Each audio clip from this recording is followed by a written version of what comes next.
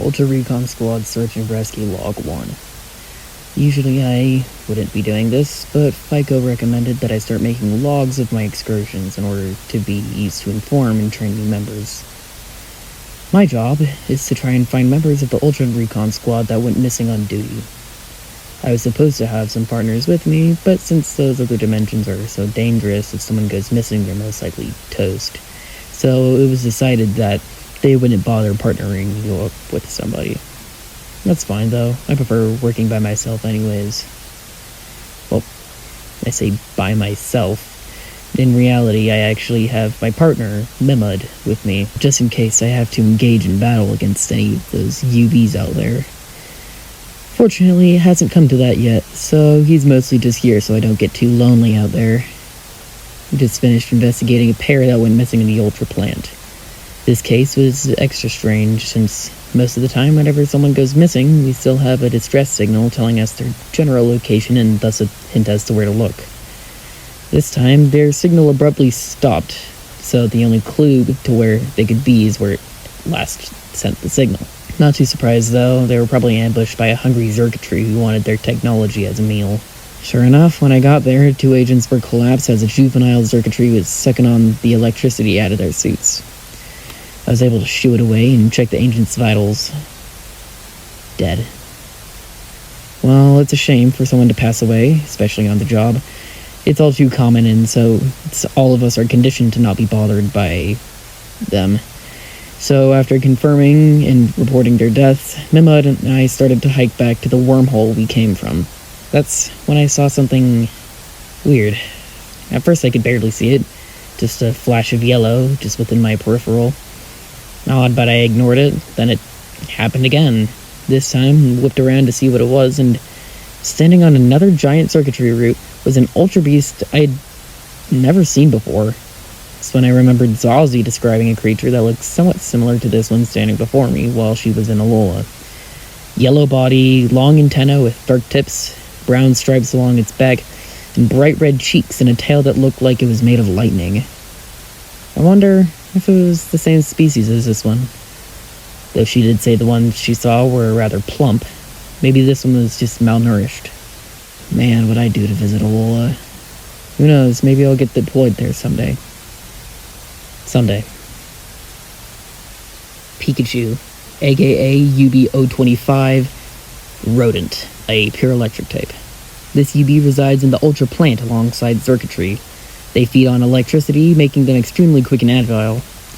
Should they have too much energy to store, it sparks out their rear, having the appearance of a lightning bolt. Their antennae twitch when they sense electricity to feed on. They're generally considered a nuisance. Ultra Recon Squad Search and Rescue Log 2. So, turns out it's not just me and Mimud anymore. Just got back from a mission from the Ultra Crater, which is honestly to be expected. Agents go missing there all the time. This time, however, the distress call came from somewhere, and when I got there, agents were nowhere to be seen. At first I thought the tracker might just be wrong or broken. I mean, if they weren't around here somewhere, where else could they be? Except the trackers had never been wrong before, which is when it hit me. Maybe they could be above. Maybe they caught a ride on a Celesteela or something. So I looked up, and out of nowhere was their captor. Huge metallic disc with 6 yellow glowing eyes looking right at me. I'm not too proud of this, but I panicked. I'd never been this up close and personal with any UB other than Mimud before, so in a panic I sprinted out of there as fast as I could. The thing started chasing me as fast as it could, and I remembered that when in a pinch, we were told to throw one of these beast balls at any wild UB that might be after us. Not quite sure why. Maybe this beast ball would kill it, or at very least stun it, so it would give us enough time to get away. Turns out that's not what they do. So now I have this thing. FICO says it's called a rever room, so I guess I'll take his word for it. It can fly, though, which is pretty nice, but At the same time, I'm not sure how comfortable I am working along something that ate my comrades, and mimud seems equally wary of it. Wait, it can't hear me from inside the ball, right? Reverroom, aka UB-966 Hover, a steel and poison type. This Ultra Beast is found in the Ultra Crater, alongside Celesteela. Unlike the UB it shares its home with, it does not seem to be propelled by anything, instead simply floating. It uses its 6 eyes as spotlights, attempting to catch prey as they try to escape. Very little is known about it. More research required. Ultra Recon Squad Search and Rescue Log 3. This excursion was a bit unexpected, to say the least. A distress call was sent from the Ultra Jungle, likely that they were being chased down by his Buzzwole, but I exited the wormhole and it was just immediately clear that wasn't what happened. At first it looked like a mountain, but I knew this part of the Ultra Jungle well enough, and that thing wasn't here before. Then it moved. Standing what must be several miles away was something I could only describe as a beast, a titan. Using the giant muscle trees as reference, I was able to calculate this thing was over several thousand feet tall. I'm guessing this one was around 7,000? Its massive legs moved ever so slowly as it walked around the jungle, crushing any trees that were unfortunate enough to be beneath it. On top of that, the distress call seemed to be coming on top of the living mountain. So I hopped on the Reverroom I caught from the Ultra Crater. Still have no idea how these Pokeballs work. And flew over to the distress call. Turns out the agents were still alive, but were stranded on top of here for about a week, surviving on the resources they could find while up here. Turns out they didn't even know they were on top of a living creature. Although I can't exactly blame them for that. From up here, it just looks like exactly like the jungle down below. We were even approached by a Buzzwole that we all fought off together, and after that encounter, we all hopped back on the Reverroom and flew back to the wormhole where I came from. Although I can't help but wonder, is that walking mountain the only one of its kind? What if there's more, larger ones? What if we're all standing on one of them right now?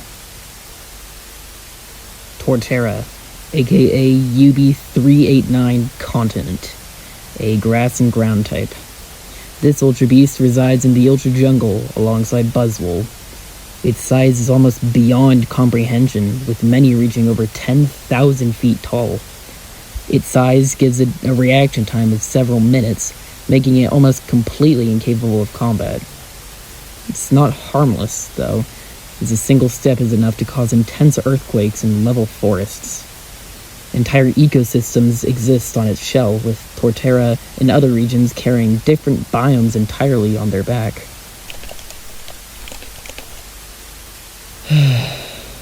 Ultra Recon Squad Search and Rescue Log 4. I'm not quite sure how much longer I can do this. I've just gotten back from a mission confirming the death of a pair that went missing in the Ultra Desert. Simple enough, except when I approached the distress call, something felt off.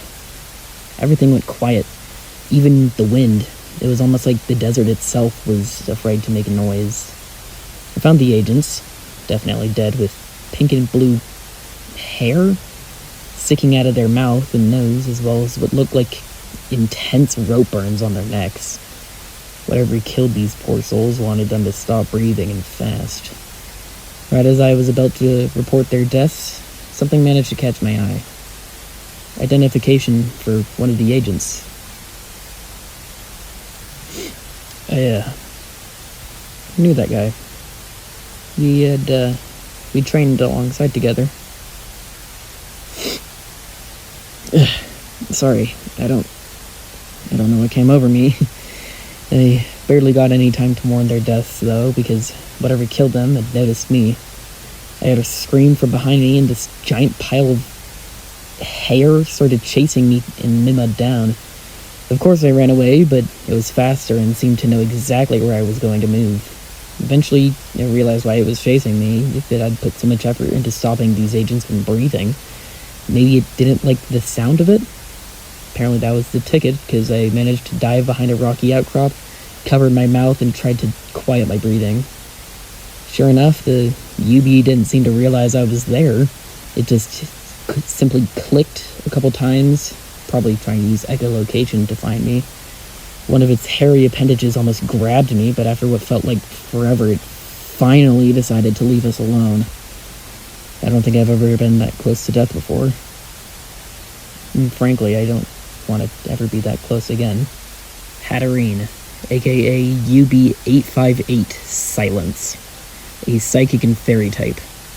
This Ultra Beast is found in the Ultra Desert alongside Pheromosa. Its vision is very weak, so it relies on its incredibly sensitive hearing to hunt. Should a creature so much as breathe in its territory, Hatterene will strangle and suffocate them until they stop moving. Hey guys, sorry for the change in pace and tone compared to my other videos. I know this one was pretty dark. This one was also very experimental, so I really hope you guys enjoyed following Pyrif and mimud on their adventures through Ultraspace. And if you want to see his journey continue, maybe like, comment, subscribe.